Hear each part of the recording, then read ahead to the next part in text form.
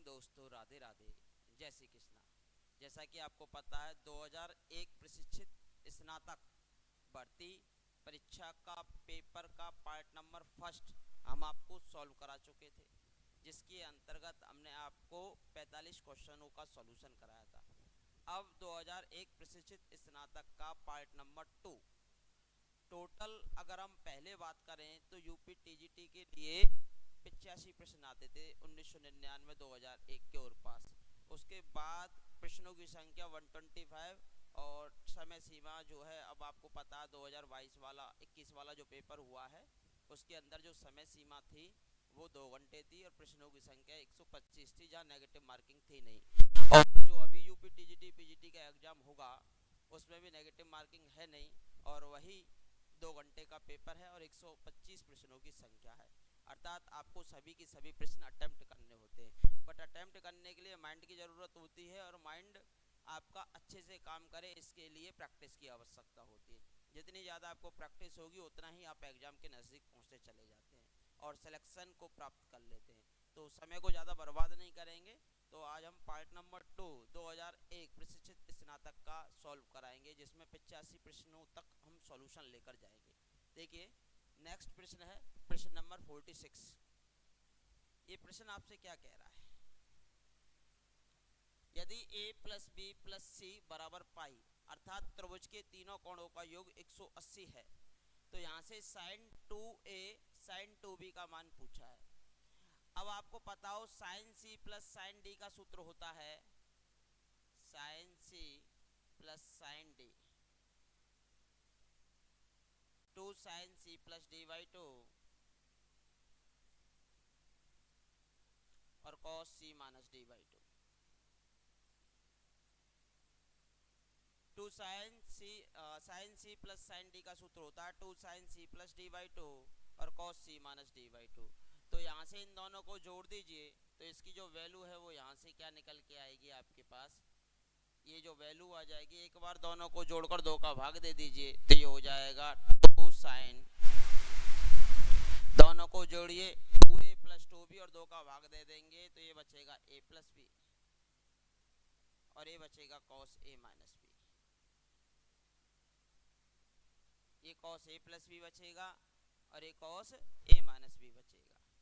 अब आपको पता होगा a प्लस बी बराबर है पाई माइनस सी के, तो यहाँ से रख देंगे साइन पाई माइनस सी और ये cos a माइनस बी। और आपको पता हो कि साइन 180 माइनस थीटा जो होता है वो साइन थीटा के बराबर ही होता है, तो यहाँ से आ जाएगा 2 sine C cos a minus B cos a minus B. इसके अनुसार आप अपने उत्तर की पुष्टि कर सकते हो कौन सा आंसर आएगा, तो 2 sine C cos a minus B, option number C is the correct answer. बहुत ही आसान तरीके से आपने इस प्रश्न को सॉल्व कर लिया। स्क्रीनशॉट ले लीजिए सभी। अगले प्रश्न की ओर मूव करेंगे, प्रश्न नंबर 46 की ओर। स्क्रीनशॉट लीजिए बेटा सभी।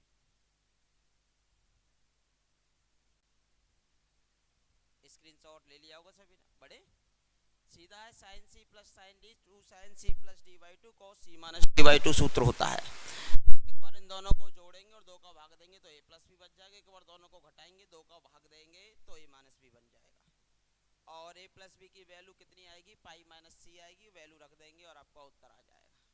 ठीक है, फिर भी आप इसे अपने उत्तर की पुष्टि के लिए दूसरे प्रकार से भी कर सकते हो। a का मान पाई बाई 2 ले लेना और b और c का मान 45 ले लेना, ऑप्शन से भी कर सकते हो। a बराबर तो क्या ले सकते हो 90 और v बराबर कितना ले सकते हो 45 पाई बाई 4 और c बराबर भी पाई बाई 4, तो ये तीनों का योग जो है वो 180 हो जाएगा। इसमें वैल्यू रख देना, जो आंसर आएगा जो ऑप्शन सेटिस्फाई कर जाएगा वही आपका उत्तर हो जाएगा।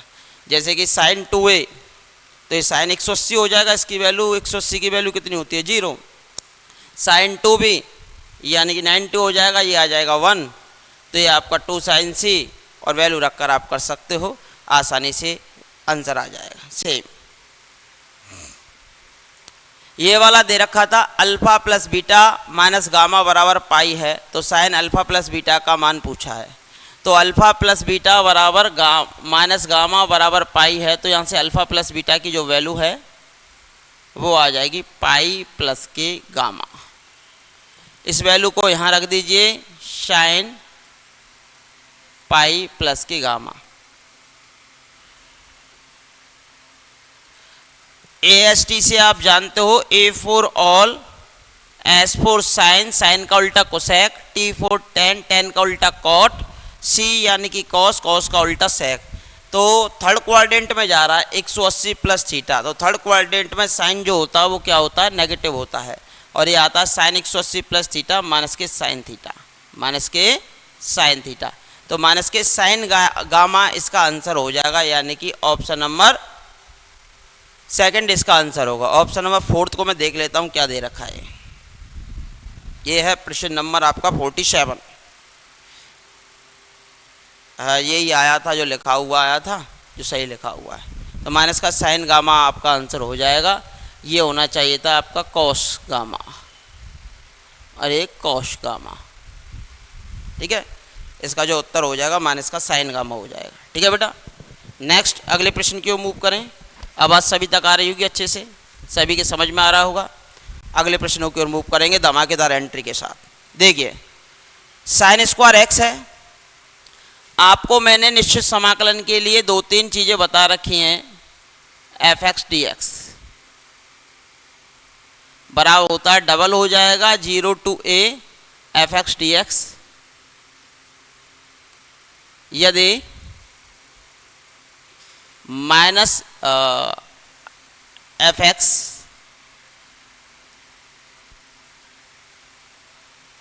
F minus X equals to आता है आपका एफ एक्स, यानी एफ एक्स समफलन हो, इवन फंक्शन हो, और विषम फलन पे सीधा इंटीग्रेशन का मान 0 हो जाता। एक्स के स्थान पर माइनस एक्स रखेंगे, माइनस में आएगा लेकिन स्क्वायर लगा हुआ है तो प्लस का ही हो जाएगा। तो ये जो फलन है वो कैसा है आपका, सम है। तो समाकलन की जो लिमिट है वो 0 से π/4 हो जाएगी और आगे लग जाएगा 2। साइन स्क्वायर एक्स को लिख सकते हो 1 minus cos 2x upon 2, 1 minus cos 2x upon 2 into में कितना डी। आपको पता हो कॉस 2x का सूत्र क्या होता है, कॉस में स्टार्ट करेंगे तो कॉस से स्टार्ट करेंगे, साइन में लिखेंगे तो 1 से स्टार्ट करेंगे, 1 माइनस 2 साइन स्क्वायर एक्स, और साइन स्क्वायर एक्स की वैल्यू निकालनी है तो 1 माइनस कॉस 2x अपॉन 2। इस 2 से तो ये 2 कैंसिल हो जाएगा। इसका समाकलन करो, एक का समाकलन होगा x, कॉस 2x का होगा sign 2x upon 2, sign 2x upon 2। समाकलन की लिमिट लगी हुई है 0 से π/4। लिमिट रख दीजिए बेटा, π/4 रखेंगे तो π/4 आ जाएगा, माइनस है यहाँ π/4 रखेंगे तो π/2 हो जाएगा। साइन π/2 का मान होता है 1, तो 1/2, दोनों 0 रखेंगे तो 0 आ जाएगा। तो आपका जो उत्तर है π/4 माइनस के 1/2, यानी कि option number first is the correct answer, π/4 minus के π/2। तो इस प्रश्न का जो उत्तर है वो आपका आ जाएगा ऑप्शन नंबर फोर्थ। ठीक है बेटा, ये सभी ने सॉल्व कर लिया होगा आसान तरीके से, कोई दिक्कत वाली बात नहीं होनी चाहिए। Next four best. एक व्यापारी जब भी क्रय मूल्य हो, विक्रय मूल्य हो, इस प्रकार के जब भी प्रश्न एग्जाम पेपर में पूछे जाते हैं तो ऑप्शन आपकी नज़रों के सामने होते हैं, तो ऑप्शनों का भी उपयोग करके आप प्रश्न को सॉल्व कर सकते हैं। एक व्यापारी है, एक पेन को 24 रुपये में बेचता है, तो विक्रय मूल्य हो गया 24। विक्रय मूल्य कितना हो गया बेटा, 24। व्यापारी को पेन के क्रय मूल्य के बराबर, क्रय मूल्य के बराबर, तो जितना क्रय मूल्य है, जितना क्रय मूल्य है, क्रय मूल्य के बराबर प्रतिशत लाभ, यानी कि लाभ प्रतिशत प्राप्त होता है, लाभ प्रतिशत प्राप्त होता है। तो पेन का क्रय मूल्य बताइए, और लाभ प्रतिशत आप जानते ही हो, लाभ बटे क्रय मूल्य गुणा 100, ये आप जानते हो। तो हमारे पास ऑप्शन भी दे रखे हैं, आपसे ये कहा है कि क्रय मूल्य के बराबर लाभ प्रतिशत आना चाहिए। अब ऑप्शन आपकी नज़रों के सामने थे, इन ऑप्शनों में से आपको उत्तर का चुनाव करना होता तो आप किस उत्तर को लगाते, ये आपको पता होना चाहिए। देखिए बेटा, चुनाव कीजिए। जैसे कि 15 रुपये क्रय मूल्य होता, अगर क्रय मूल्य कितना होता बेटा 15, तो लाभ कितना आता, 24 का विक्रय मूल्य था, लाभ आता कितना, 24 में से 15 घटा दो, 24 में से 15 घटा दो 9, और लाभ प्रतिशत कितना होता, प्रतिशत होता 9 बटे क्रय मूल्य गुणा 100। अब मुझे बताइए क्या ये 15 आ सकता था, ये 15 नहीं आएगा, तो पहला ऑप्शन गलत है। यहाँ से क्रय मूल्य अगर 20 मान लिया जाए, क्रय मूल्य कितना मान लिया जाए 20 रुपये, तो लाभ हो गया आपके पास 4 रुपये, लाभ कितना हो गया 4 रुपये, तो लाभ प्रतिशत बताओ कितना होगा, लाभ प्रतिशत, तो 4 बटे क्रय मूल्य कितना था 20, सॉरी हाँ क्रय मूल्य 20 है गुणा 100, तो 20 500 और 4 पंजे 20, लाभ प्रतिशत जो आया है वो क्रय मूल्य के बराबर है, क्रय मूल्य के बराबर है, लाभ प्रतिशत क्रय मूल्य के बराबर है, तो इसमें जो आंसर हो जाएगा वो हो जाएगा option number C. Option number C is the correct answer. बस सीधी सी बात है,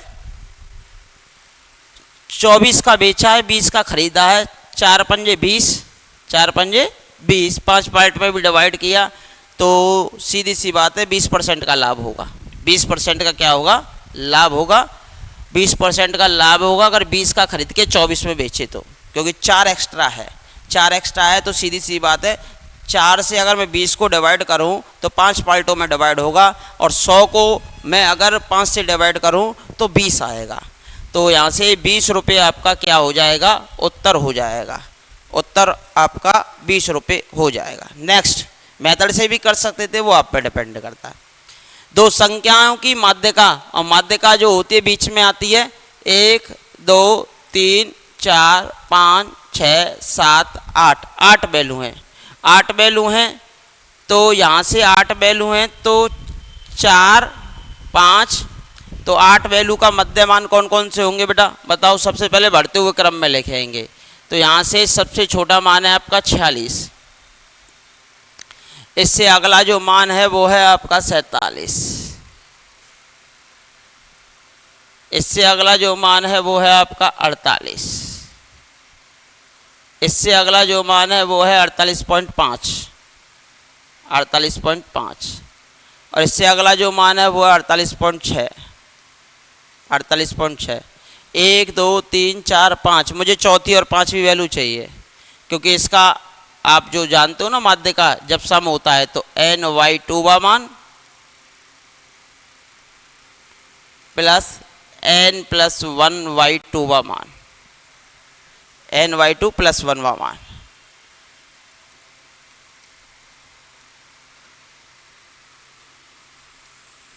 बटे 2, तो ये आपको साफ साफ दिखाई दे रहा है, एक तो 48.5 है चौथा मान, और ये है 48.6 बटे 2, 48 दूनी 96 और 6 और 5 11, 48 दूनी होता है आपका 96, सॉरी ये 48.8 था,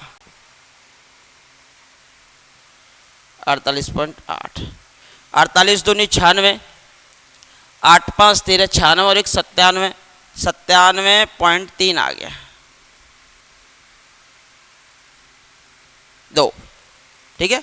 8 5 13 का 3 का 8 और 16 और 1 17, 4 और 4 और 9, तो इसका आधा कर दीजिए बेटा, 2 चौके 8, 2 अट्ठे 16, ठीक है, और 2 छक्के 12 और 2 पंजे 10, 48.65, यानी option number D is the correct answer. माध्यिका जो होती है बिल्कुल मध्य में बैठी होती है, माध्यिका कहाँ पर बैठी होगी, बिल्कुल मध्य में बैठी होगी, लेकिन टोटल 8 मान है, मध्य में चौथा और फिर पांचवा 2 मान आते हैं, तो 4 और 5 दोनों मानों को जोड़कर 2 का भाग ले लेते हैं, यानी उनका भी मध्य मान हम यहाँ से निकालेंगे, ठीक है बेटा। नेक्स्ट 4 बेस्ट, U दे रखा है, A दे रखा है, B दे रखा है, A इंटरसेक्शन B निकालना पड़ेगा।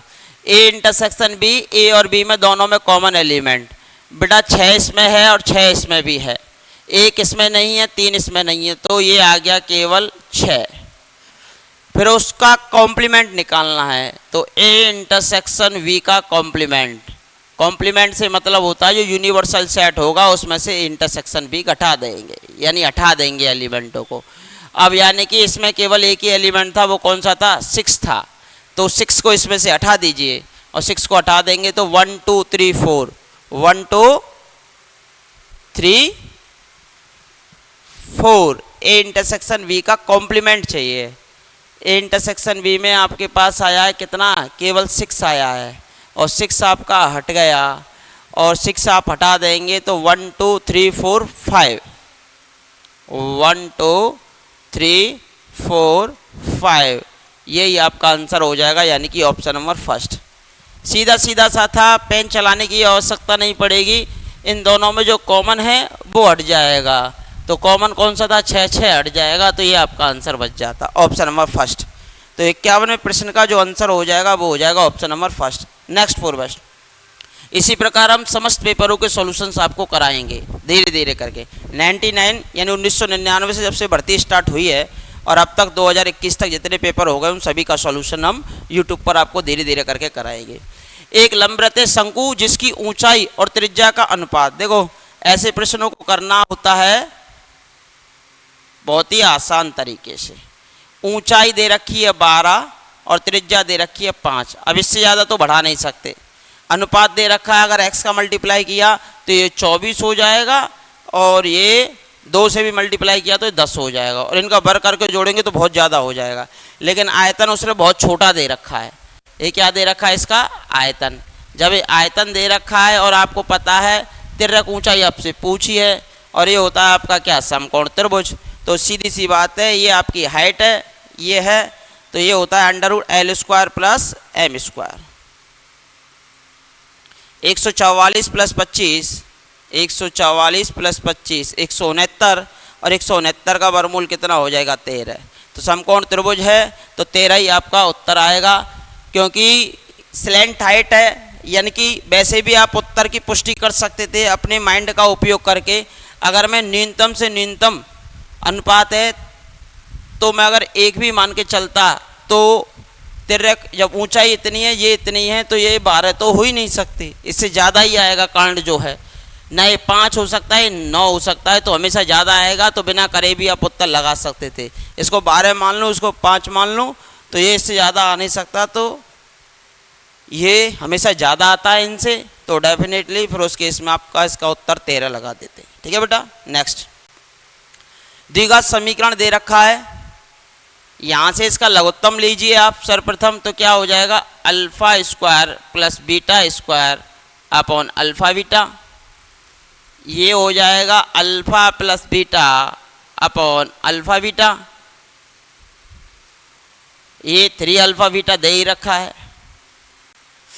यहाँ से हमें अल्फा प्लस बीटा का मान निकाल सकते हैं, तो इसे लिख सकते हो अल्फा प्लस बीटा का square minus 2α beta, a² plus b² plus के 2ab, और 2ab से 2ab कट जाएगा, और अपॉन में कितना है बेटा? अल्फा बीटा, और प्लस का 2 alpha plus beta upon alpha beta, और ये 3α बीटा।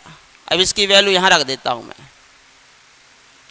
अल्फा प्लस बीटा यहाँ से क्या आएगा बताइए? मूलों का योग, माइनस में आता है तो 6/3, यानी कि कितना हो गया? 2, और मूलों का गुणनफल प्लस में आएगा, प्लस माइनस प्लस, तो कितना आएगा? 4/3। ये वैल्यू यहाँ रख दीजिए।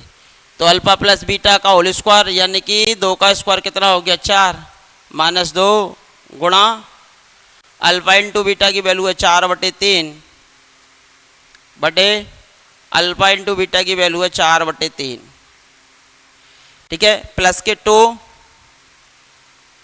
Alpha plus beta, alpha plus beta का मान है 2 बटे अल्फा इंटू बीटा, इसका मान है 4/3। 3 alpha into beta, alpha into beta की जो वैल्यू है वो है 4/3। कैंसिल कर दीजिए जो कैंसिल हो सकते हैं।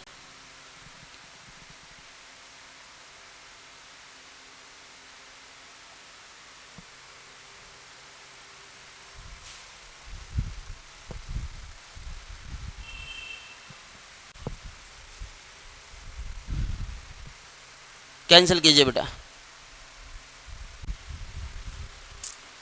देखो 3 लघुत्तम, 4 तिया 12, 4 दूनी 8, 12 माइनस 8 4, 4/3, नीचे भी 4/3, कितना बन गया 1।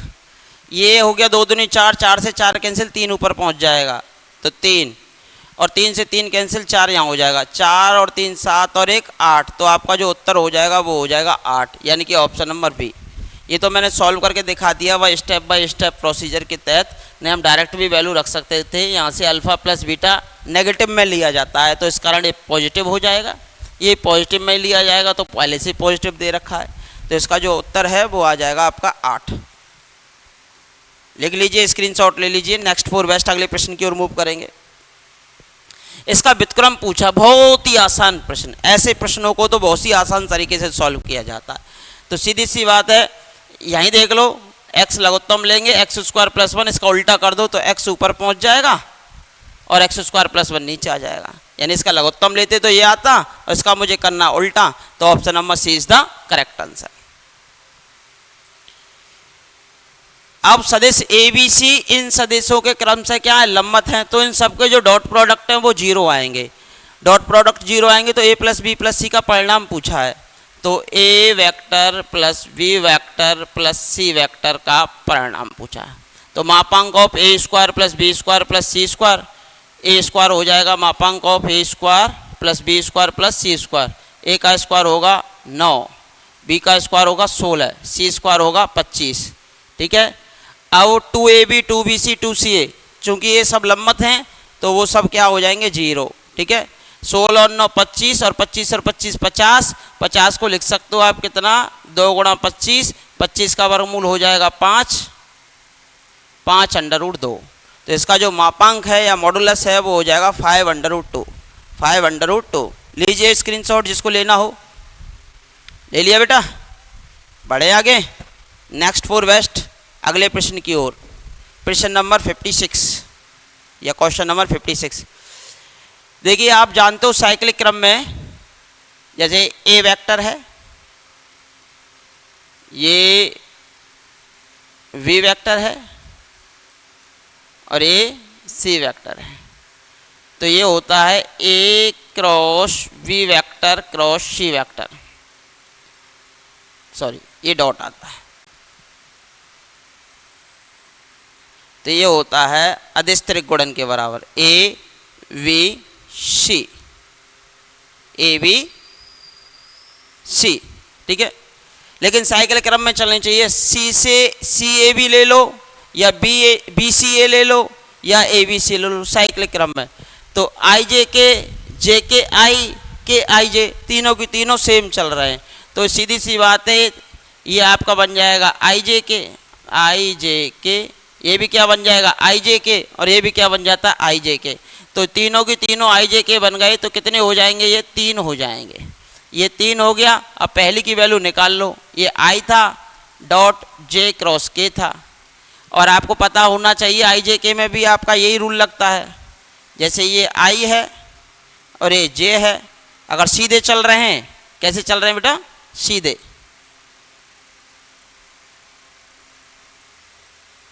ये के है। अगर सीधे चलते हैं आई और जे का जो क्रॉस प्रोडक्ट है वो के आता है, लेकिन जे का और आई का माइनस के आएगा। आपको पता होना चाहिए आई और जे का जो क्रॉस प्रोडक्ट है वो आएगा के, लेकिन जे का और आई का करेंगे तो वो आएगा माइनस का के। अगर सीधा चल रहे हो आप तो सीधा आ जाएगा, लेकिन उल्टा चलते हैं तो दिक्कत आती है। ठीक है बेटा। तो ये क्या हो गया, आई डॉट जे के का क्या आ जाएगा, आई आ जाएगा। आई डॉट आई कितना होता है 1, तो 3 × 1 बराबर कितना आ गया 3, आंसर हो जाएगा। इससे यहाँ से 1 निकलता है, ये भी 1 निकलता और ये भी 1 निकलता, तीनों 1 ऐड हो जाते तो 3 हो जाता। मैंने चक्र को उल्टा बना दिया, वैसे चक्र ऐसे लिखते हैं, कैसे भी लिख लो आपकी मर्जी है। चक्र साइक्लिक क्रम में चलना चाहिए बस रेगुलरिटी के साथ में। एक्स वाई बराबर c² ax + by का अधिकतम मान पूछा है, अधिकतम वैल्यू। और आपको फॉर मैक्सिमा मिनिमा आपको पता होना चाहिए कि y डैश यानी कि dy/dx तो क्या हो 0 हो, और d2y/dx² मैक्सिमम चाहिए तो क्या होना चाहिए, नेगेटिव होना चाहिए। ठीक है। इसकी वैल्यू निकालनी है मैक्सिमम, तो इसको मैंने मान लिया S A X plus V Y. Y का मान यहाँ से निकाल लीजिए, क्या आएगा सी स्क्वायर अपॉन एक्स। तो यहाँ से हमने इसकी वैल्यू रख दी सी स्क्वायर अपॉन एक्स। अब फर्स्ट डेरिवेटिव किया D S over D x, यहाँ से हो गया ये ए और minus K one upon x का होता है minus K one upon X square, तो B C square upon X square. ठीक है, अब इसको मुझे करना है 0, तो यहाँ से एक्स स्क्वायर बराबर कितना आ गया V C square upon A.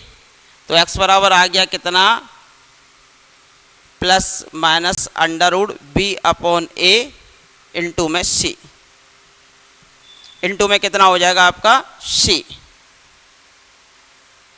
ठीक है, अब लेकिन इसका सेकंड डेरिवेटिव आप करेंगे D two S over D X square कीजिए। इसका एक बार और करेंगे तो ये प्लस हो जाएगा 2vc square upon x Q. अब मुझे ये चाहिए नेगेटिव, ये नेगेटिव कब आएगा जब x का मान नेगेटिव लिया जाए। x बराबर माइनस के C under root V upon ए पर अधिकतम होगा, ये आपको पता चल गया। ये नेगेटिव कब आएगा जब x का मान नेगेटिव हो, ये तो पॉजिटिव है ही। अब जब x का मान नेगेटिव है तो इस पर मैक्सिमम वैल्यू आएगी और s का मान मैक्सिमम पूछा है, तो s बराबर कितना हो जाएगा ए एक्स, तो माइनस का A C under root B upon A plus V Y था, वी क्या था ये था प्लस के V C square upon X plus के V C square upon X. X कितना था ये था माइनस के C upon B upon A, तो माइनस के C under root V upon A. ठीक है, ये अंडर रूट ए बन जाएगा और ये अंडर रूट बी यही है, तो minus K under root A B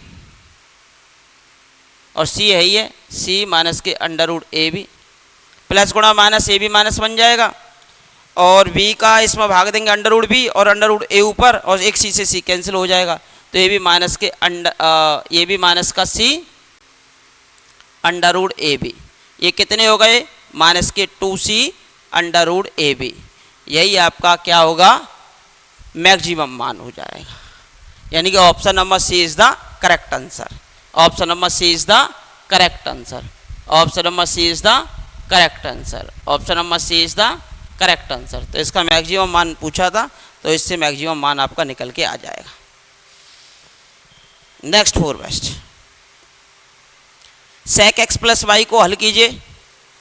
2 तरीके होते हैं, एक तो आप इसका अवकलन कर दीजिए, ये आ जाना चाहिए, और एक ये है क्योंकि ये इसका हल है तो हल का अगर हम अवकलन करेंगे तो ऊपर अवकल समीकरण बन जानी चाहिए। या दूसरा तरीका ये होता है कि इसे सॉल्व कर लीजिए, ये आ जाना चाहिए। दोनों में से किसी भी तरीके से आप सॉल्व कर सकते हो, इसमें कोई दोहराई नहीं होना चाहिए। दोनों में से किसी भी तरीके से आप इसे क्या कर सकते हैं सॉल्व कर सकते हैं, इसमें कोई दोहराई नहीं होना चाहिए। तो देखिए जब भी ये लीनियर फैक्टर के रूप में आती हैं तो इनको हम मान लेते हैं क्या बेटा x प्लस वाई बराबर v। इसका अवकलन हो जाएगा 1, इसका हो जाएगा dy बाई डी एक्स और इसका हो जाएगा dv ओवर dx। ठीक है, और इस वैल्यू को अब हम इस समीकरण में रिप्लेस कर देंगे। जहाँ ऑप्शन काम नहीं करता वहाँ मेथड से भी करना पड़ता है, और यहाँ ऑप्शन भी काम कर जाएगा अगर मेथड याद भी ना रहे तो ये हो जाएगा dv ओवर dx माइनस का 1 बराबर सेक v। इसको उधर भेज देंगे, dv के नीचे ये आ जाएगा सेक v प्लस का 1, dv के नीचे आ गया और इधर से आपका पहुंच जाएगा कौन dx ऑन इंटीग्रेशन। इसको कॉस में बदल दीजिए, कॉस में बदलेंगे सेक को 1 अपॉन कॉस लिखा जाएगा तो एक कॉस ऊपर पहुंच जाएगा, कॉस b ये आपका dv यहाँ 1 बन जाएगा और ये आपका कॉस b बन जाएगा, कॉस b, और बराबर में कितना है आपका dx है। अब कॉस x को आप तोड़ना चाहो तो तोड़ सकते हो, क्योंकि आप जानते हो cos 2 थीटा होता है 2 cos square theta by 2 cos square theta by 2, और 1 प्लस कॉस थीटा होता है कितना, 1 प्लस कॉस थीटा कितना होता है, बोलिए, 1 प्लस कॉस 2 थीटा कितना होता है, ये भी हो जाएगा आपके पास कितना, ये पता है कि नहीं पता, cos 2 theta, 2 cos square theta minus 1। अब यहाँ से 1 को उधर जोड़ दो तो 2 cos स्क्वायर थीटा हो जाएगा, यानी यहाँ जितना एंगल होता है उसका आधा हो जाता है, तो ये हो जाएगा,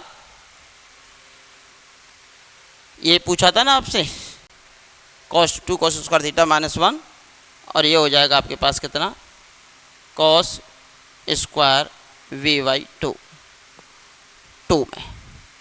दोनों का अलग अलग भाग दे दीजिए और इसका समाकलन आ जाएगा x, इसका आ जाएगा कितना x, और प्लस का c, ठीक है। तो कीजिए बेटा इसका समाकलन, कीजिए जल्दी से जल्दी आंसर निकालिए। देखिए इससे कैंसिल हो जाएगा तो यहाँ तो बन जाएगा आपके पास कितना, ये dv चल रहा है तो ये बचेगा केवल dv, इसमें इसका भाग देंगे तो माइनस का 1/2 cos स्क्वायर का उल्टा होता है sec स्क्वायर,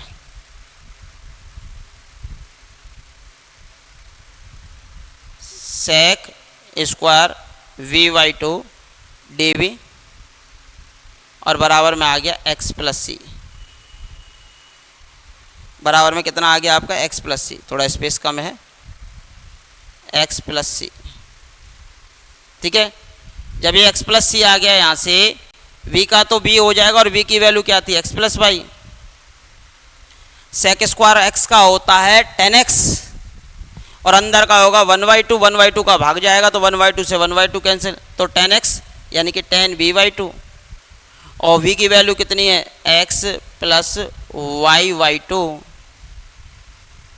और बराबर में कितना है x प्लस सी।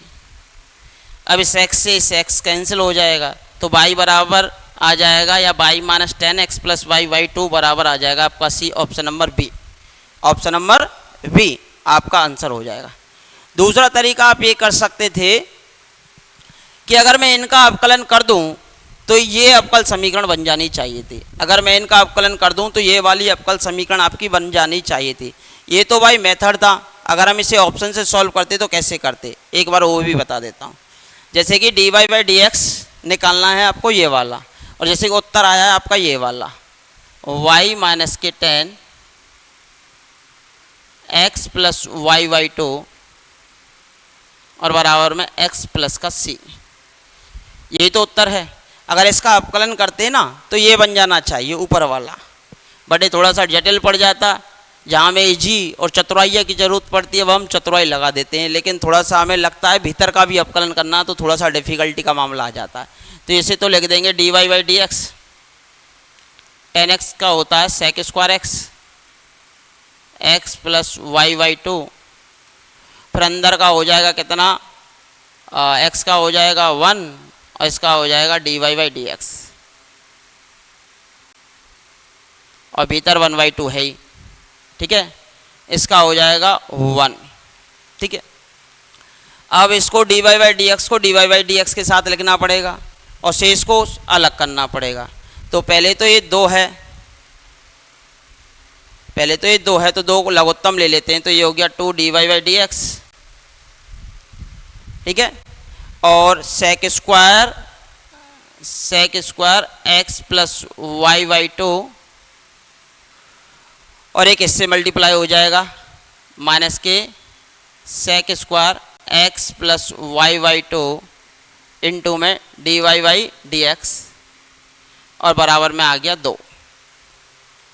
अब dy बाई डी एक्स के गुणांकों को एक साइड ले लेंगे, dy बाई डी एक्स के गुणांकों को आप क्या करेंगे, वन साइडेड ले लेंगे, तो ये बच्चा 2 और minus K sec square x plus Y by 2, और बराबर में कितना आ गया 2, इसको इधर भेजेंगे तो sec square x plus Y by 2, dy by D X की वैल्यू निकालनी है तो ये नीचे आ जाएगा, ये कहाँ पहुँच जाएगा आपका नीचे। बट ये प्रोसेसिंग आपको लग रहा है कि थोड़ी सी डिफ़िकल्ट पड़ रही है और डिफ़िकल्ट होगी। तो यहाँ से ये आपका हो जाएगा 2 + sec² x + y/2 और ये हो जाएगा 2 - sec² x + y/2। यहाँ से sec² x + y/2 कॉमन निकाल देंगे तो 2 cos² के साथ चला जाएगा, ये भी cos² के साथ चला जाएगा।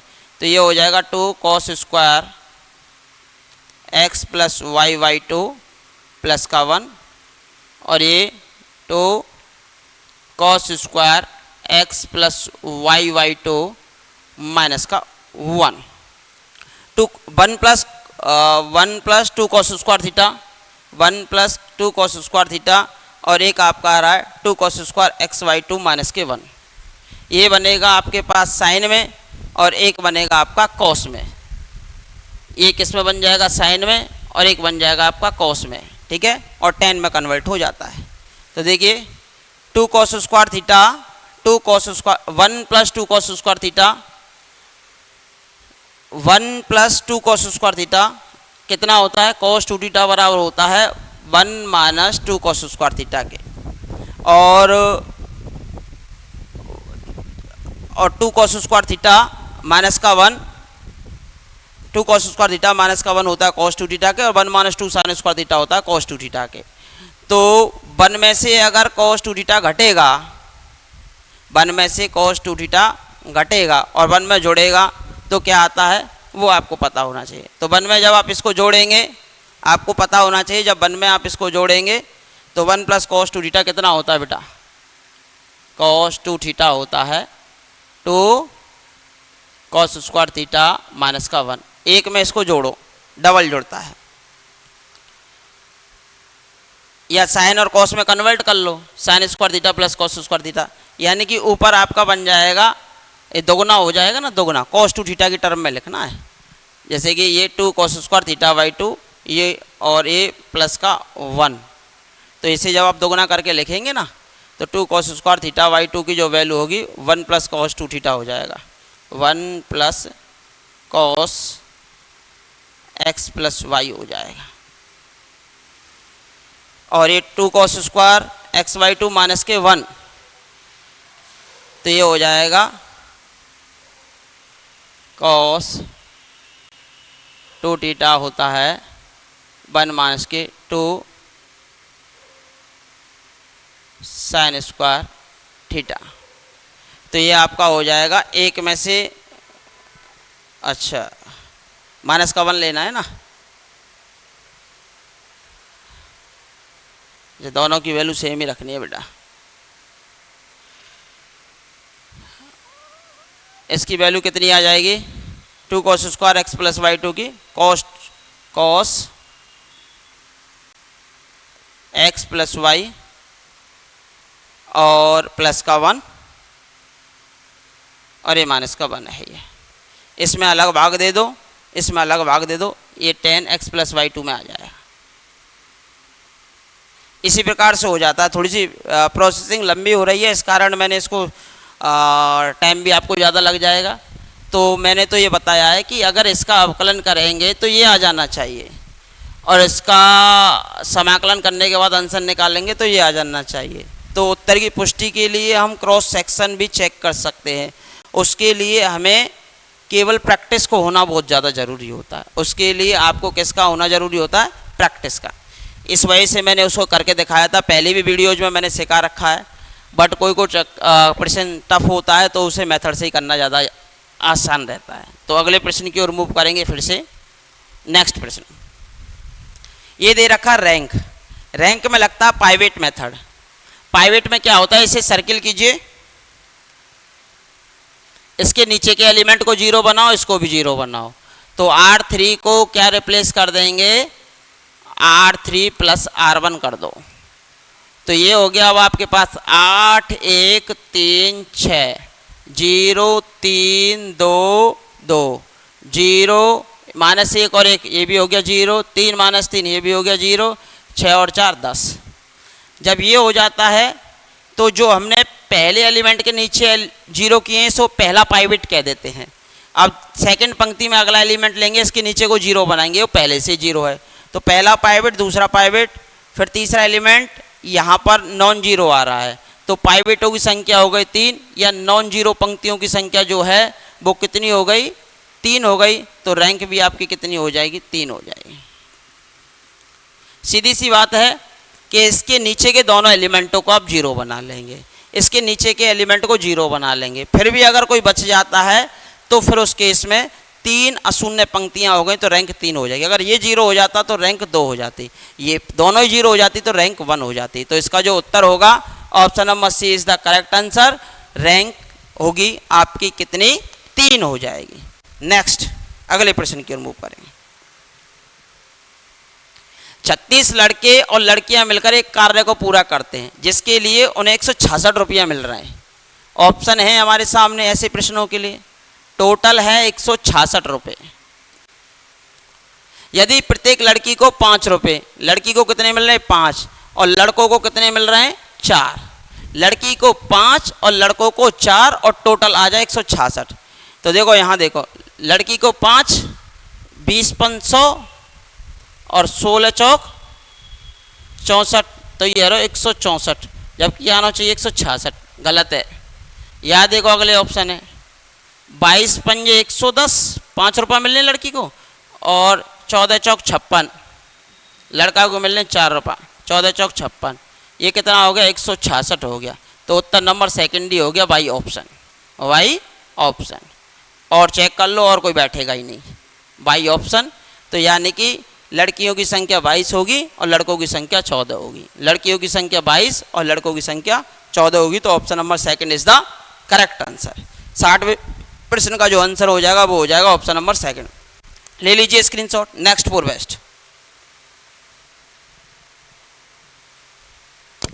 देखो कोट और टेन भाई भाई और साइन और कॉस भाई भाई। अब देखो ये कोट और टेन में दे रखा है, यहाँ 40 और 50 90 हो रहा है, या 35 और 55 90 हो रहा है। जहाँ 90 हो जाए, कोट के नीचे टेन हो और कॉस के नीचे साइन हो, तो इसकी वैल्यू हमेशा 1 होती है। तो 90, क्योंकि कोट को लिख सकते हो कोट 90 - 50, और कोट 90 - 50 बन जाएगा टेन 50, और कॉस 35 को लिख सकते हो कॉस 90 - 55, तो वो बन जाएगा साइन 55। दोनों सेम हो जाएंगे तो ये बन जाएगा 1 माइनस का 1/2 × 1, तो ये हो गया 1 - 1/2, और ये कितना आ जाएगा आपका उत्तर 1/2 ही आ जाएगा।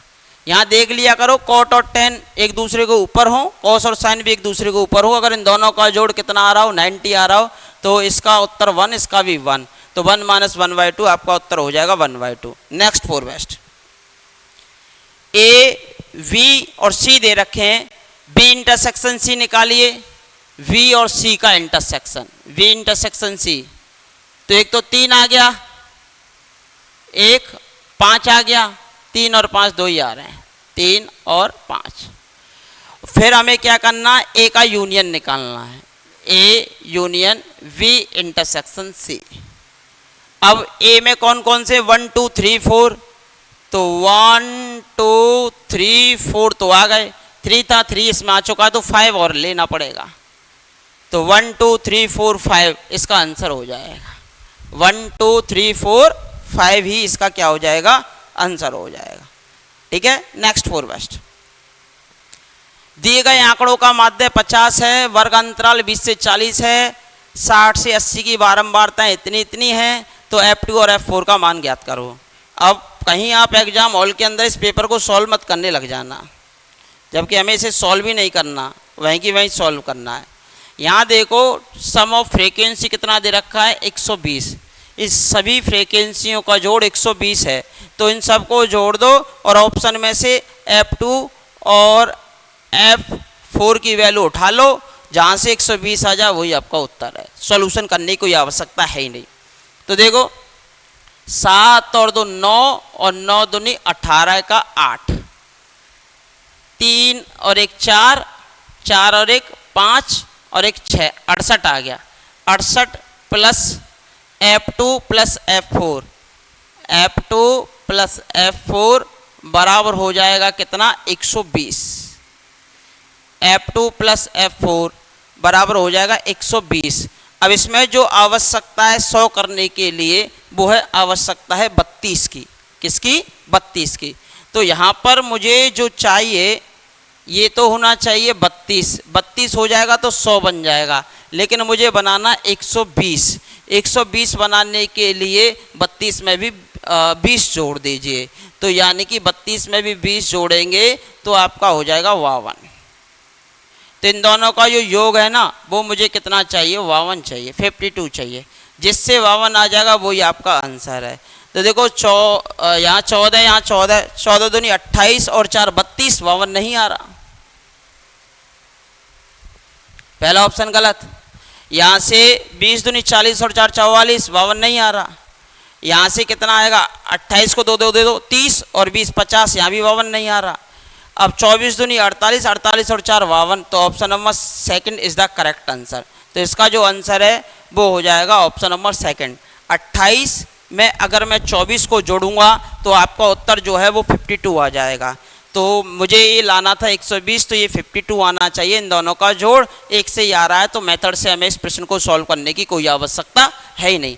एग्जाम हॉल के अंदर हमें हमारी बुद्धि का जितना उपयोग हो सकता है उतना करना पड़ता है। मेथड तो आपको आने ही चाहिए, लेकिन जो शॉर्ट मेथड से या ट्रिक से जो प्रश्न आपका हो सकता है उसे हम बखूबी रूप से करते हैं। नेक्स्ट 4 वेस्ट, इसका महत्तम समापवर्त पूछा है। इसका फैक्टर कितना होगा बेटा? सभी जानते हैं x + 1 का होल स्क्वायर। इसका फैक्टर कितना होगा? x - 1 का होल स्क्वायर। अब बताओ दोनों में कोई कॉमन गुणनखंड है क्या? नहीं है। जिसमें कोई कॉमन गुणनखंड नहीं है तो डेफिनेटली उसका महत्तम समापवर्त कितना हो जाएगा? 1 हो जाएगा। क्या हो जाएगा? 1 आ जाएगा, कोई कॉमन था ही नहीं। Next 4 west, next 4 west. अब दीर्घवृत्त की उत्केंद्रता पूछिए, एसेंशियलिटी। मैंने पहले ही कह रखा है आपके पास माइंड है, सभी के पास माइंड है, और उत्केंद्रता होती है दीर्घवृत्त में 1 - b²/a²। ऊपर आता है छोटा मान, नीचे आता है बड़ा मान, ठीक है। अब देखो जब भी मुझे इससे कोई मतलब ही नहीं है, मुझे उत्केंद्रता निकालनी है, तो इन दोनों से मतलब होगा। तो x² के नीचे तो आ जाएगा 9 और y² के नीचे पहुंच जाएगा 4, ठीक है। ये जो वैल्यू है 9 वो हो गई a², ये जो 4 है वो कितनी हो गई? b²। बस बात खत्म। मैं उसे समीकरण में कन्वर्ट करूंगा, इससे ज़्यादा अच्छा है कि यहीं की यहीं निकाल लूँ। तो 1 - b², b² का मान है 4, a² का मान है 9, 9 में से 4 गए तो कितना हो बच्चा बेटा? 5, तो √5 और 9 का वर्गमूल हो गया 3, √5/3। Option number C is the correct answer. Option number C is the correct answer. Option number C is the correct answer. इसे ही माइंड वैल्यू कहते हैं। माइंड में भी कैलकुलेशन हो जानी चाहिए, और क्या छोटे से छोटा रूप अपनाया जाना चाहिए, उसे ही हम देखते प्रश्नों को सॉल्व करते हैं, ठीक है बेटा। नेक्स्ट 4 वेस्ट, सांकव निरूपित करता है। आपको पता होगा h² अगर AB से छोटा हो, h² अगर AB के बराबर हो, और h² अगर AB से बड़ा हो, तो ये आपका होता है दीर्घवृत्त। ये होती है परवलय, परवलय, और ये होती है अति परवलय, अति परवलय। और या फिर ये रेखा के समीकरण को अगर यहाँ पर xy आ जाए, xy, ध्यान दो समीकरण को पहचानना। x² और y² के गुणांक अगर अलग अलग हैं और दोनों धनात्मक दे रखे हैं, दोनों कैसे दे रखे हैं? धनात्मक दे रखे हैं, तो वो दीर्घवृत्त को निरूपित कर सकता है। और अगर ये दोनों बराबर दे रखे होते तो वृत्त होता। अगर ये प्लस का और ये माइनस का दे रखा होता तो अति परवलय होता, क्योंकि अति परवलय में बीच में माइनस आता है। अब लेकिन ये बीच में दे दिया है, ये दोनों प्लस हैं, ये बीच में दे दिया है। अगर ये बीच में आ रहा है तो ये दीर्घवृत्त हो नहीं सकता। तो या तो ये रेखा को निरूपित करेगा, रेखा का कोई ऑप्शन है नहीं, दीर्घवृत्त है नहीं क्योंकि बीच में ये आ चुका है। तो फिर अब हमें परवलय को चेक करना होगा, h² = AB। तो ये समीकरण होता है आप जानते ही हो, ax² + 2hxy + vy² + 2gx + 2fy plus का c बराबर 0। a की वैल्यू कितनी है? a बराबर है 16, v बराबर कितना है, v का मान है 9, h इसका आधा आ जाएगा, h बराबर हो गया -12। तो h स्क्वायर निकाला, h स्क्वायर बराबर हो गया 12 का स्क्वायर 144, और a और b निकाला, a भी कितना आ गया 144, a और b। यदि h स्क्वायर बराबर a b आ जाता है तो किसको निरूपित करता है, पैराबोला को। ये 2hxy होता है, ये x स्क्वायर होता है, vy स्क्वायर होता है, तो ये जो है वो परवलय के समीकरण को निरूपित करता है। तो इसका उत्तर हो जाएगा option number D is the correct answer. तो इस प्रश्न का जो उत्तर है वो ऑप्शन नंबर डी हो जाएगा। स्क्रीनशॉट ले लीजिए, लेना चाहो तो।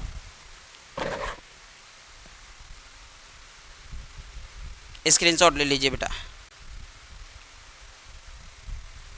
ठीक है, बढ़े आगे। एक कण जो ब्राह्मावस्था में नत समतल पर है, नत समतल पर है, जो क्षैतिज से 30 डिग्री का कोण बनाता है।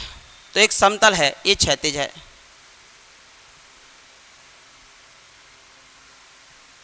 ये आपका क्या है, क्षैतिज है, और इससे ये दूसरा समतल है। इस पर कोई भी कण है जो कितने डिग्री का कोण बना रहा है, 30 डिग्री का कोण बना रहा है, ये कोई भी कण है। तो यहां से म्यू जो है ये हो गया tan 30। अब इसने क्या कहा है, यदि कण फिसलना शुरू कर दे तो उस समय कण का त्वरण क्या होगा, जब समतल का क्षैतिज से कोण 60 डिग्री कर दिया जाए। अभी जो कोण है ना, यहां से उठाकर यहां पहुंचा दिया जाए, यानी कि ये जो कोण है वो 60 डिग्री कर दिया जाए, तो त्वरण पूछा है। क्या पूछा है, त्वरण। तो त्वरण का सूत्र क्या होता है, ए बराबर जी। अब आपको त्वरण पूछा है तो त्वरण का सूत्र लगा दीजिए, sign theta minus mu cos theta. क्या लगा देंगे, साइन थीटा माइनस के mu cos theta, mu cos theta. अब बेटा जी का मान है 9.8, ये हो जाएगा साइन 60, म्यू का मान आया tan 30, साइन 60, ये हो जाएगा tan 30, और ये हो जाएगा cos 60, cos 60। इसे सॉल्व करो बेटा, कितना आएगा, इधर सॉल्व कर देते हैं। तो ये हो गया बेटा 9.8, साइन 60 का मान होता है √3/2 minus tan 30 sign 30/cos 30। Sign 30 का मान होता है 1/2, cos 30 का मान होता है √3/2, तो ये आ जाएगा 1/√3। cos 60 का मान होता है √3/2, √3/2। इस कैलकुलेशन को सॉल्व कर लो, आपका आंसर आ जाएगा बेटा। करो, कितना आएगा, सॉरी cos 60 का मान √3/2 होता है कि 1/2 होता है, गलत क्यों करते हो, 1/2, सॉरी, सही बोल रहे हो बेटा। इसका लघुत्तम आ जाएगा 2√3, ये 9.8 है, √3 का √3 से तो 3 माइनस 1/2√3। अब ये 2 से तो 2 कैंसिल हो जाएगा, तो 9.8/√3।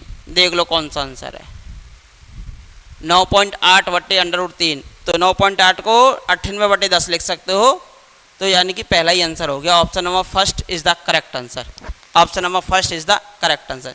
जब भी नत दे रखा हो, नत समतल में जब ब्राह्मावस्था में हो तो म्यू का मान होता है tan थीटा, सीधा सा।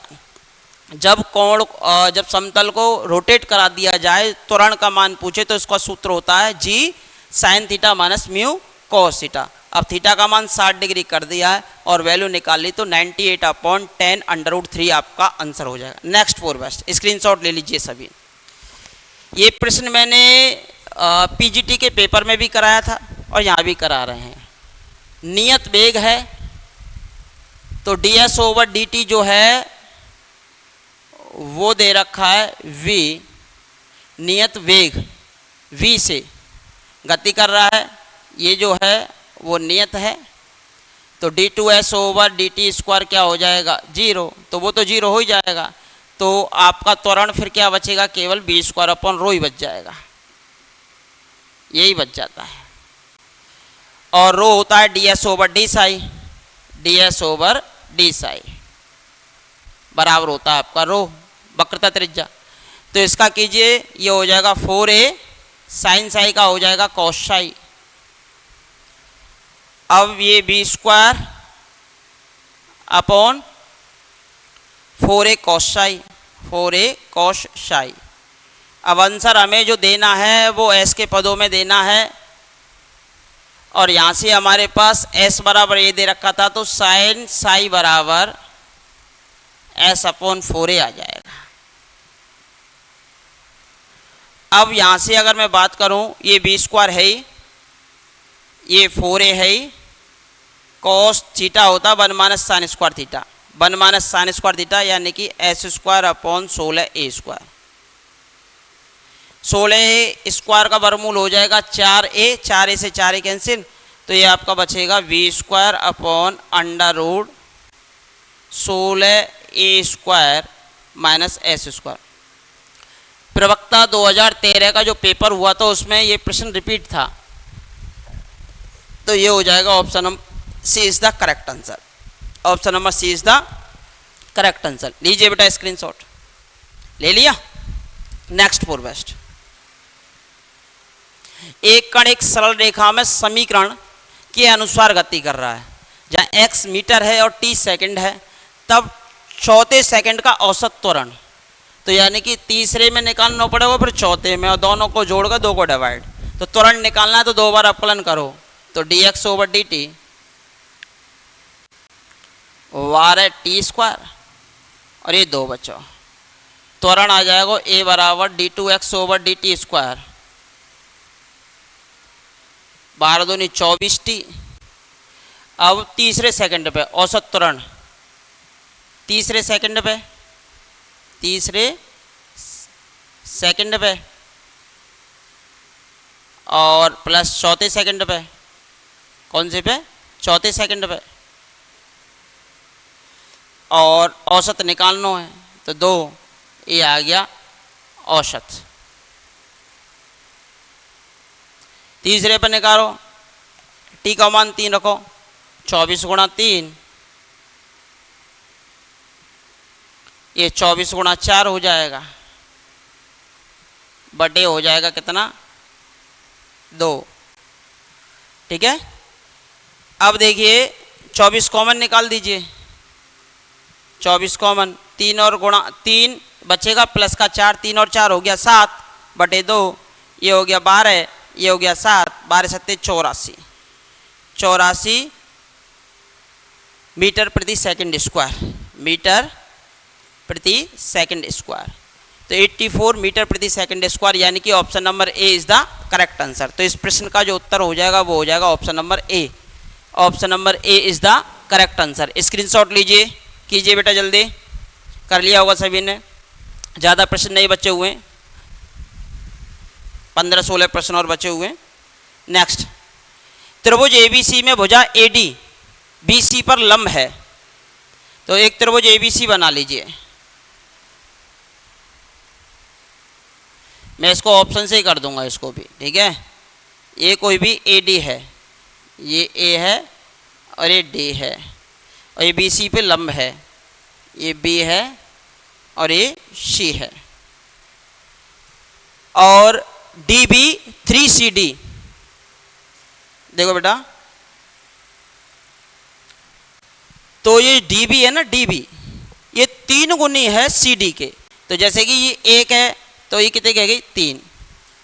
अब चूंकि लंब है तो ये भी समकोण और ये भी समकोण, तो जैसे या कोई भी भुजा मान लो, जैसे इसको मैंने मान लिया 2, तो कर्ण क्या होगा √4 + 1 √5, इसका कर्ण क्या होगा 9 और 4 3 का स्क्वायर 9, 2 का स्क्वायर 4, 9 और 4 13, ये निकल के आ गया।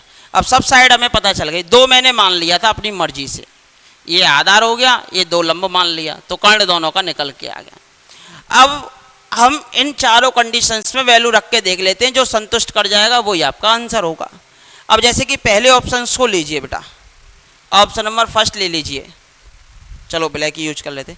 Option number first, A B का स्क्वायर, ए बी का स्क्वायर आ गया 13 बराबर ए सी का स्क्वायर, ए सी का स्क्वायर आ गया 5, बी सी का स्क्वायर 3 और 1 4, 4 का स्क्वायर हो गया 16, 16 और 5 21। संभव नहीं, संभव है या नहीं है?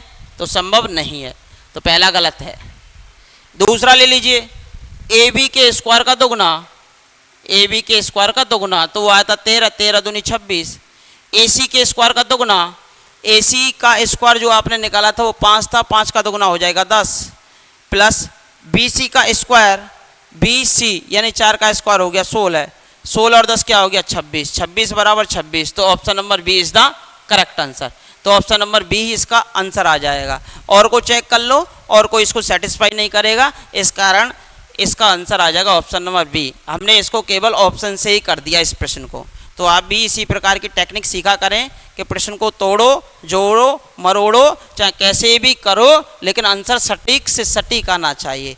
मैंने कहा ना 1:3 का रेशियो था, इसको मैंने अपनी मर्जी से 2 मान लो, 3 मान लो, 4 मान लो, 1 कुछ भी मान लो, और कर्ण अपने आप निकल के आ जाएगा। वैल्यू रिप्लेस करके देख लो, जो संतुष्ट कर देगा वही आंसर हो जाएगा। नेक्स्ट, आपको पता होना चाहिए 0 to NA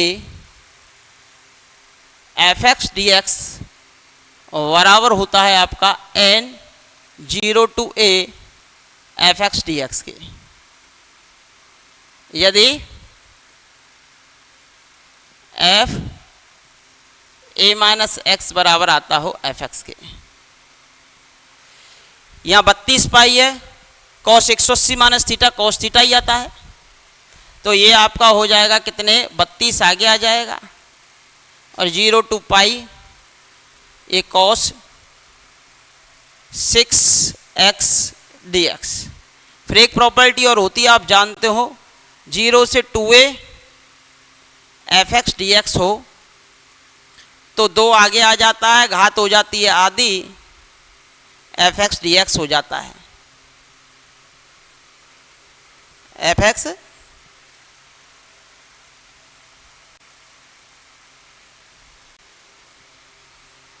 dx हो जाता है, यहाँ लिख देता हूँ, ठीक है। लेकिन यदि f 2a माइनस एक्स बराबर क्या आ जाए fx आ जाए, क्या आ जाए fx, f 2a minus x बराबर fx आ जाए। थोड़ा सा बोर्ड क्या हो गया बेटा, हैंग हो रहा है। अब देखो cos 180 minus theta cos theta होता है और पावर 6 लिखा हुआ है, तो सम ही आएगा, तो इसकी घात को आधा कर दो और आगे 2 का गुणा कर दो, 32 गुणा 2 घात हो गई आधी, 0 से π/2। अब गामा mn वाला फॉर्मूला जानते हो, तो cos की पावर 6 लगी हुई है और साइन की लग जाएगी 0 dx। बीएससी में पढ़ा है, gamma m plus 1/2 gamma n plus 1/2 two gamma m plus n plus 2/2। तो 32 दूनी 64, 32 दूनी 64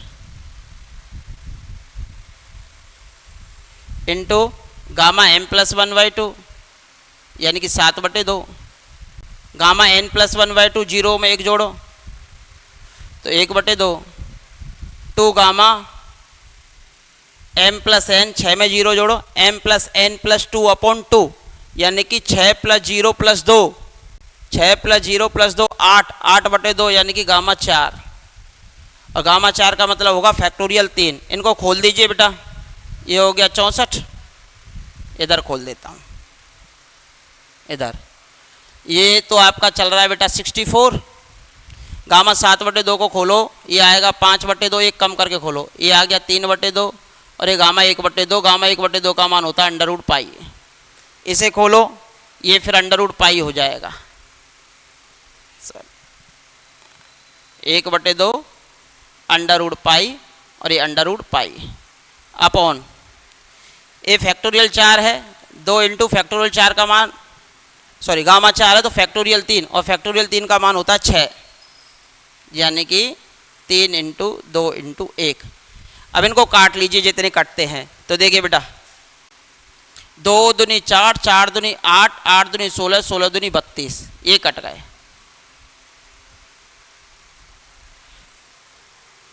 2 दूनी 4, 2 दूनी 4, 4 दूनी 8, 8 दूनी 16, 16 दूनी 32, और इस 3 से ये 3 कट गया, और 32 दूनी 64, 2 बचा, और 5 दूनी 10, और under root pi into under root pi, ये हो जाएगा आपका पाई, तो 10 पाई आपका आंसर हो जाएगा। Option number D is the correct answer. मैं आपको बता देता हूं, ये आपका सूत्र होता है 0 से π/2 sine mx cos nx dx, π/2 whole limit तभी लगेगा, gamma m plus 1/2 gamma n plus 1/2 2 gamma m plus n plus 2/2, ये आपका सूत्र होता है। इस सूत्र में वैल्यू रखिए, gamma 1/2 gamma under root pi आता है, और इसका जो आंसर है वो 10 पाई हो जाएगा। ठीक है बेटा, इसका जो आंसर है वो कितना हो जाएगा, 10 पाई। बढ़े अगले प्रश्न की ओर। नेक्स्ट, ये दे रखा है, इसको हल करना है आपको। e की पावर y है, बर्नौली का रूप है, बर्नौली बर्नौली। कोई कोई पेपर कैलकुलेशन वाला ही आ जाता है, तो जितने हो जाते उतने कर सकते हैं, क्योंकि 85 प्रश्न थे तो मोस्टली कैलकुलेशन वाले भी होने चाहिए। तो e की पावर y को उधर भेज दो, तो e की पावर y dy/dx, और ये बचेगा e की पावर x इंटू e की पावर x, और ये e की पावर y इंटू e की पावर x। इसको उधर ले जाइए, तो ये बनेगा e की पावर y dy/dx, और प्लस के e की पावर y e की पावर x, और ये e की पावर x इंटू e की पावर x। बर्नौली की खास पहचान ये होती है, बर्नौली की अवकल समीकरण की जो खास पहचान ये होती है कि इसका जो डेरिवेटिव है, इसका जो डेरिवेटिव है वो आगे बैठा होता है।